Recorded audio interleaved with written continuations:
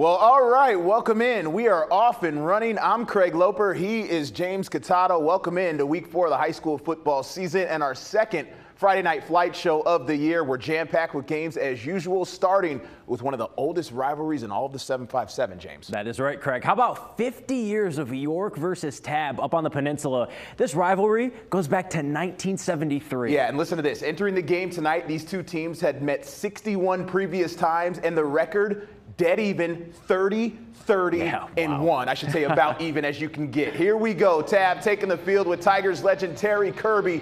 More with him on a second. The Tigers were rocking those military appreciation uniforms. They did a lot of cool stuff before the game. We pick it up first quarter. York with the ball. Quarterback tossing it to his receiver. The ball's tipped, and senior Lance Kuntz, right place, right time. How about a pick six? He's in the end zone. First score of the game. Tigers go up 7-0. Second quarter, Tab senior quarterback Colson Sigler sneaks past the York defense, sort of popped out of a crowd right there. Does the rest himself. 53-yard touchdown scamper. Tab goes up 14-0. Skip ahead to the third. Sigler hands it off to his running back, Cameron Dixon. He finds green grass, punches it into the end zone, and they're putting it on the Falcons 20-0 after the missed PAT. And then York, feeling the pressure, the Tab defense forces the throw out of bounds, which gives them 2 points on the safety. Now in the fourth quarter, Sigler gives it to his teammate, Kuntz. Speed. And look at this. He scored on the pick six, now the receiving touchdown. The Tigers win big tonight over the rival Falcons, 43-0. And getting back to Terry Kirby, after his high school career there at Tab, he played football and basketball at UVA. When he was done for the Cavaliers, he was the school's all-time leading rusher, almost 3,400 yards for the Wahoos. Went on to play in the NFL for 10 seasons, a third-round pick by the Miami Dolphins. Before the game, we caught up with him and asked about the historic rivalry and what his alma mater, Tab, means to him. This is home. This is home.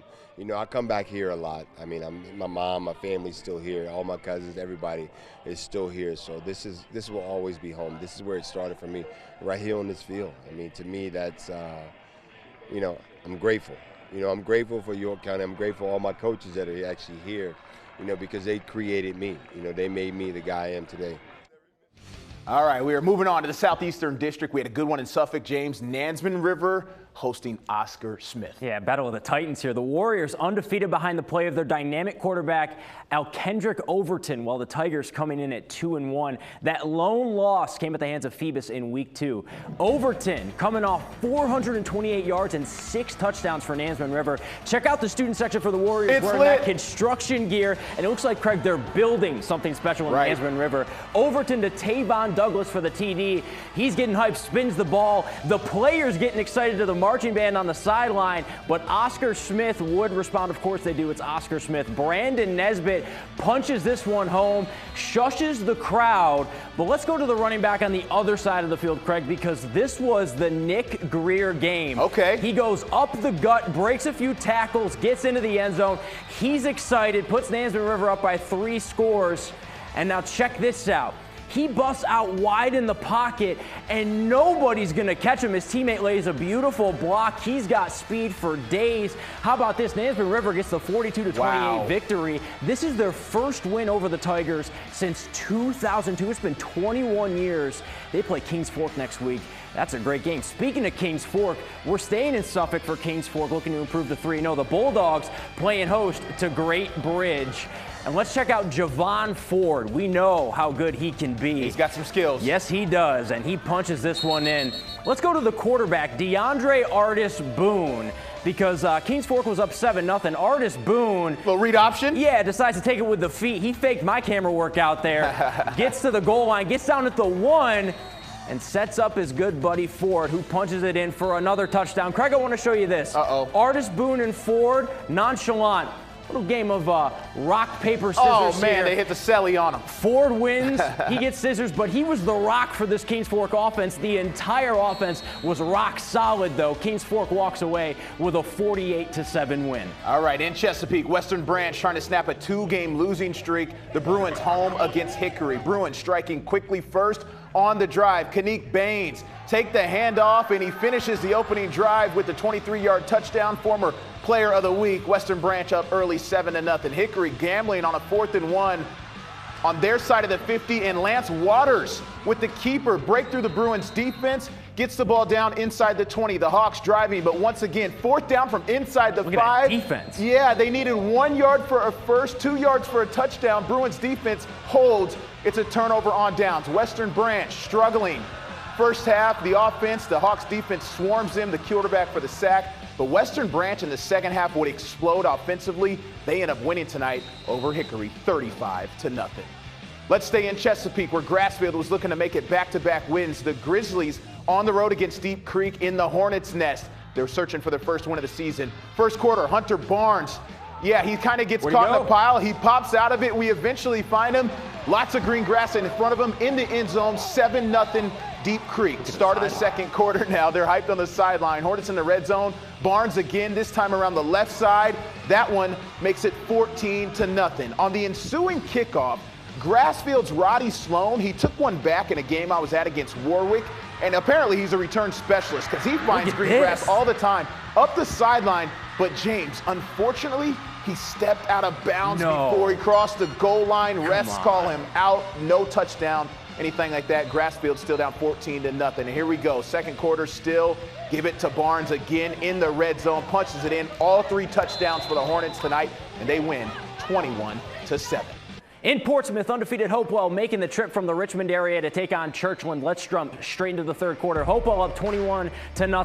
Keyshawn Henderson takes the inside handoff and then takes off down the middle, breaks tackles, powering his way into the end zone for a 4-touchdown lead. 4. You're going to hear the name Henderson a lot because look at this hit by Henderson. Laying the hit stick, Craig. Yeah, dropping the runner there. The very next play, yeah, you're going to hear the name again. Keyshawn Henderson, the pick 6, breaking a tackle. I think that's a different Henderson, right? Is that a different Henderson? Is that the same Henderson? Number 32? Regardless, the Hendersons were balling in this game. The Blue Devils, a one-man wrecking crew, putting them up 35-0. Running clock. Hopewell's a powerhouse. Look at the moves by Camden Hunt. Churchland gets shut out at home, 42-0. Now we head back to the peninsula, where one of the teams in the area was trying for their 3rd consecutive shutout win. Yeah, that would be the Warwick Raiders, right? In their last 2 games, Warwick outscored their opponents 94-0. Incredible tonight, taking on Menchville at Todd Stadium. I was at this one tonight. Quarterback Eduardo Rios Jr. and his running mate in the backfield, Messiah Delome, actually sat the entire first quarter of this game. So the Raiders defense had to keep the Monarchs offense in check.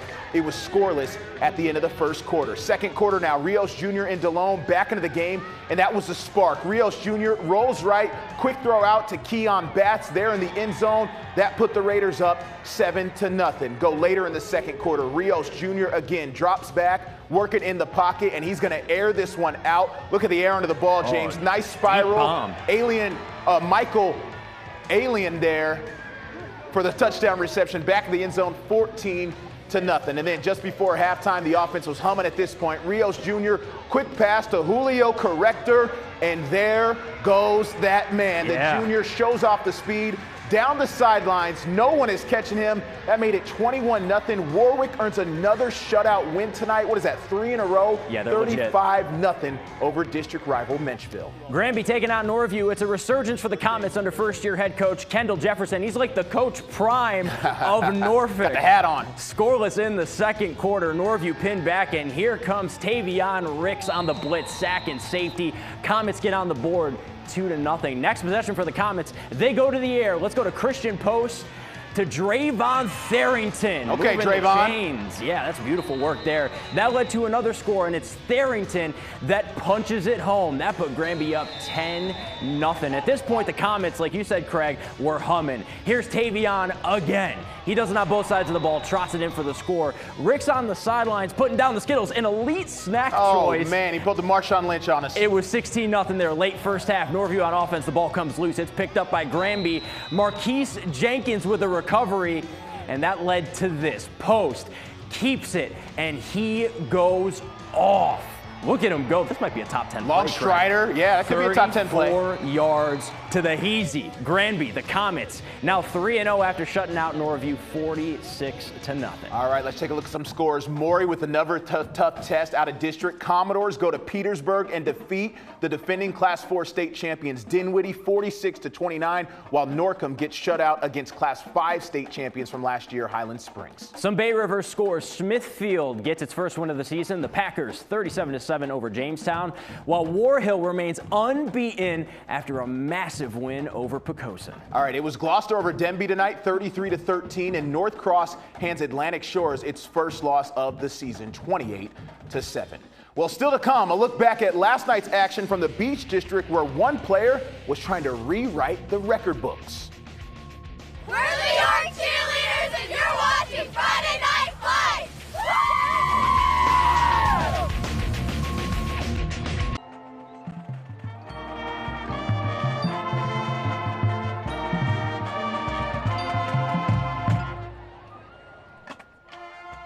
That is the Marching Tigers of Tab High School under the direction of Benjamin Watson. They are the Friday Night Flights Band of the Week. Look for their full performance a little later on wavy.com. All right, James, take it away. There was a healthy dose of games played last night as well, including a full slate of Beach District games. Yeah, top team at the Beach, of course, Green Run. The Stallions brought a 3-0 record into its first game, or into the game against First Colonial, who, like Green Run, came in with an undefeated record. Here come the Stallions last night. Very high expectations for this team that's been to back-to-back state semifinals. FC fumbled on the opening kickoff, so first play for the offense.